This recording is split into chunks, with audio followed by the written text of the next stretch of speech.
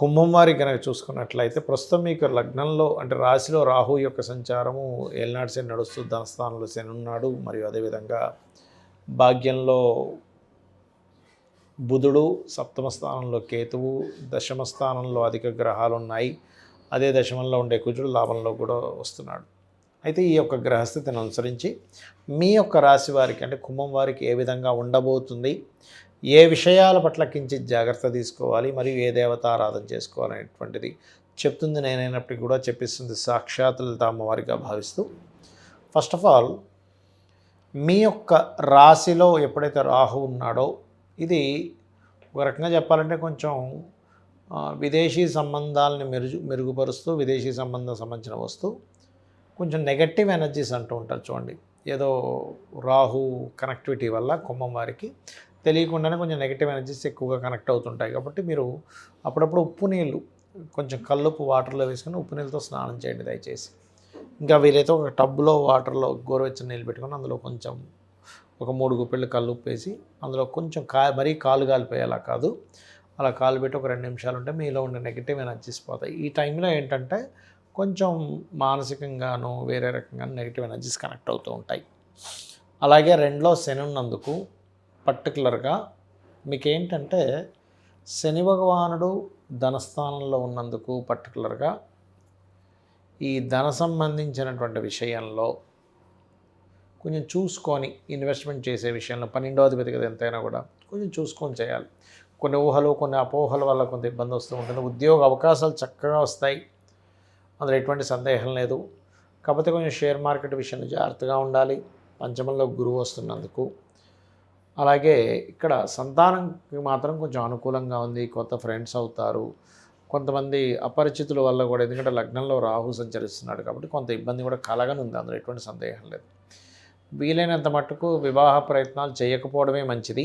కానీ ఇంక తప్పనిసరి చేయాలి అనుకుంటే మాత్రం మీరు రెగ్యులర్గా గణపతి ఆరాధన చేయండి. ఓం కామేశబద్ధ మాంగళ్య సూత్ర శోభిత కందరాయే నమః అనే మంత్రం చేసుకోండి.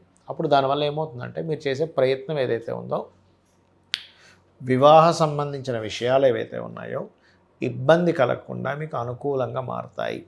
ఇక మీరు నిత్యము దక్షిణామూర్తి యొక్క ఆరాధన చేయడము, దుర్గాదేవి యొక్క నామస్మరణతో ఉదయం నిద్రలేచిన వెంటనే కాసేపు ధ్యానం చేసుకోవడం చేయండి. మరియు అదేవిధంగా ఈ కుంభం వారికి ప్రధానంగా ఈ దశమ స్థానంలో కూర్చున్నందుకు కాస్త ఫస్ట్ వీక్ మాత్రం కొంచెం ఉద్యోగంలో కాస్త ఎక్కువ స్ట్రెస్ ఉంది, ఇలా కాదులే ఏదో మారాలి అనేటువంటివి ఎక్కువగా వస్తూ ఉంటాయి అంటే ఆలోచనలు. ఫస్ట్ వీక్ తర్వాత మాత్రం మీరు ఉద్యోగ సంబంధించిన ప్రయత్నాల్లో ఉన్న ప్రదేశం కాకుండా ఇతర ప్రదేశాల్లో ఎక్కువగా ట్రై చేసుకోండి. అందులో దాంతోపాటు ఓం మాణిక్య మకుటాకార జానుద్వయ విరాజితాయే నమః అనే మంత్రాన్ని రోజు 45 నిమిషాలు చేయండి. ఖచ్చితంగా మీకు ఉద్యోగ అవకాశాలు రావడం, ఉద్యోగంలో ఎదుగుదల ఉండడం అనేటువంటిది జరుగుతుంది. జాతక చక్రంలో చాలామంది అనవసరమైనటువంటి భయభ్రాంతులు ఏ విషయంలో పెట్టుకుంటున్నారు, వాటిని చాలా సింపుల్ టెక్నిక్స్ ఎలా తగ్గించుకోవచ్చు చెప్తాను. ఫస్ట్ ఆఫ్ ఆల్ మిత్స్ అంటారు, అంటే అపోహలు. ఏమిటంటే అపోహలు, ఒకటి ఏలినాటి శని నడుస్తుంది, అర్ధాష్టమ శని నడుస్తుంది, అష్టమ శని నడుస్తుంది, దానివల్ల నా జీవితం మొత్తం ఒక రకమైన టర్న్ అయిపోయింది అంటారు. కానీ ఒకటే గుర్తుపెట్టుకోండి, శని ఈజ్ కర్మకారక ప్లానెట్. ఆయన కర్మాన్ని అందిస్తూ ఉన్నాడు. ఈ విషయంలో నేను చాలాసార్లు ఉదాహరణ చెప్పాను. ఏమండి, స్వర్గీయ ఎన్టీ రామారావు గారు ఏలినాటి శనిలోనే సీఎం అయ్యారు, జగన్ గారు అష్టమ శనిలోనే, అండ్ అట్లాగే మనకి చంద్రబాబు నాయుడు గారు కావచ్చు, పిఎం మోడీ గారు కావచ్చు, వీళ్ళందరూ అనేకమైన ప్రెసిడెంట్లు కూడా అయ్యారు. కాబట్టి శని అనగానే వెంటనే మీరు శ్రమనిస్తాడు, స్ట్రెస్ ఇస్తాడు, అంతేగాని మొత్తం జీవితాన్ని ఎందుకు పనికి రాకుండా చేయడం అనే విషయం చెప్తున్నాను. ఎందుకంటే ఈ మాట చెప్తున్నాను, చాలామంది శని నడుస్తున్నప్పుడు వివాహం చేసుకోవడానికి భయపడుతున్నారు. యాక్చువల్లీ ఇచ్చేదే అప్పుడు.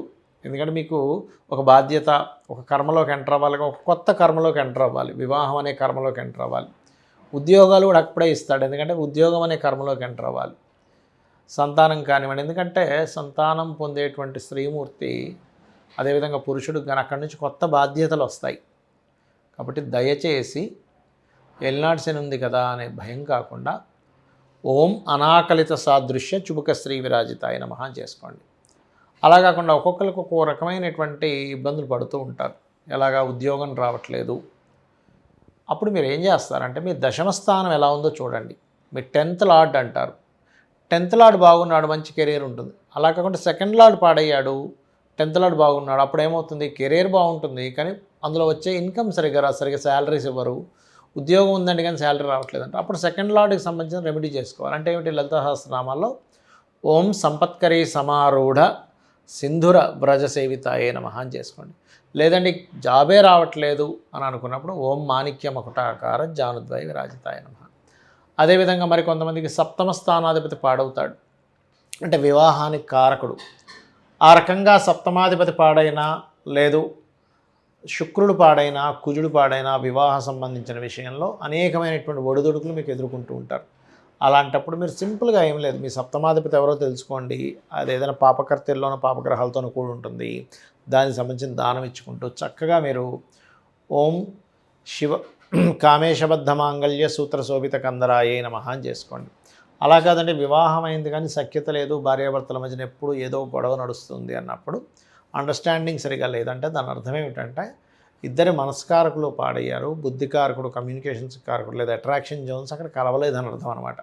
అంతేగాని ఏదో పాయింట్లు చూసి వివాహం చేసుకోవడం కదా. అలాంటప్పుడు మీరు చేయవలసింది ఓం శివకామేశ్వరాంకస్త శివా స్వాధీన వల్లభాయే నమః. మరి కొంతమంది వ్యాపారాలు పెడుతూ ఉంటారు, రకరకాల వ్యాపారాలు, ఆ వ్యాపారాలు కలిసి రావట్లేదని బాధపడుతూ ఉంటారు. అలాంటి వారు ఓం ఇంద్రగోప పరిక్షిప్త స్మరతూనాభజంగికాయై నమః అని చేసుకోండి, ఖచ్చితంగా బాగుంటుంది.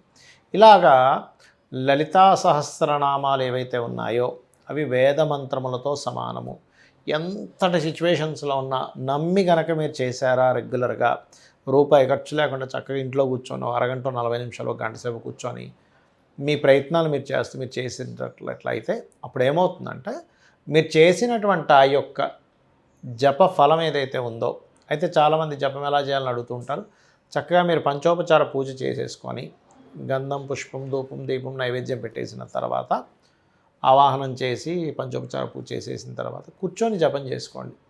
అప్పుడు ఖచ్చితంగా మీరు ఏదైతే సంకల్పం కోసం, అది ఉద్యోగమా, వ్యాపారమా, లేకపోతే సంతోషంగా లేరు, కొంతమంది చూడండి ఎన్నున్న ఆనందంగా లేవంటాం, అలాంటప్పుడు కూడా ఓం ఇంద్రగోప పరిక్షిప్త స్మరతూనాభజంగికాయ నమః చేసుకోవచ్చు, తప్పేం లేదు. ఈ రకంగా మీరు కనుక చేసినట్లయితే 100% ఇబ్బంది పోతుంది. అయితే ఇంకొంతమందికి ఒక చిన్న అపోహ ఉంది, ఏమిటది అంటే కాలసర్పయోగము. ఏమండి నాకు కాలసర్పయోగం వల్ల ఇలా అయిపోయింది నా జీవితం అంటూ ఉంటారు. శాస్త్రంలో ఎక్కడా కూడా కాలసర్పయోగాన్ని జన్మజాతకానికి అప్లై చేయమని లేదు, గుర్తుపెట్టుకోండి. అది కేవలం కాలంలో జరిగే అంశాలు. అంటే పలానా దగ్గర యుద్ధం జరిగింది, మనకి విపరీతమైన తుఫాన్లాగా వర్షాలు వచ్చాయి, కరోనా లాంటి వ్యాధులు వచ్చాయి, ఇటువంటి విషయాలకి సంబంధం ఉంటుంది, గుర్తుపెట్టుకోండి. ఇటువంటి విషయాలకు మాత్రమే ఉంటుంది కానీ అన్నిటికీ కాదు. ఇది ప్రధానంగా మీరు జాగ్రత్త తీసుకోవాల్సిన అంశం. అదేవిధంగా మరొక విషయం ఏంటంటే, ఇక్కడ ఒకవేళ సరే మీకు అదే మనసులో లాగుతుంది, కాలసర్పయోగం వల్లే అవుతుందేమో అని సింపుల్ టెక్నిక్స్. నవగ్రహాల్లో రాహుకేతువుల దగ్గర దీపారాధన చేయండి, పాయింట్ నెంబర్ 1. రెండవది, మీకు రావి చెట్టు ఉంటుంది మనకి టెంపుల్స్లో, ఆ రావి చెట్టు దగ్గరికి వెళ్ళి అక్కడ మీరు ప్రదక్షిణం చేసి వాటి మీద సర్ప ప్రతిష్ఠ చేసినవి ఉంటాయి, వాటి మీద పసుపు కుంకుమ గంధం కలిపిన వాటర్ పట్టుకొని ప్రదక్షిణం చేసి వాటి మీద వెయ్యండి. 5 చేయొచ్చు, 3 చేయొచ్చు, 5 చేయొచ్చు, 9 చేయొచ్చు, 11 ప్రదక్షిణాలు కూడా చేయొచ్చు, లేదంటే 21, 41 కూడా చేయొచ్చు ప్రదక్షిణ. ఇన్నే చేయాలని భయపడకండి.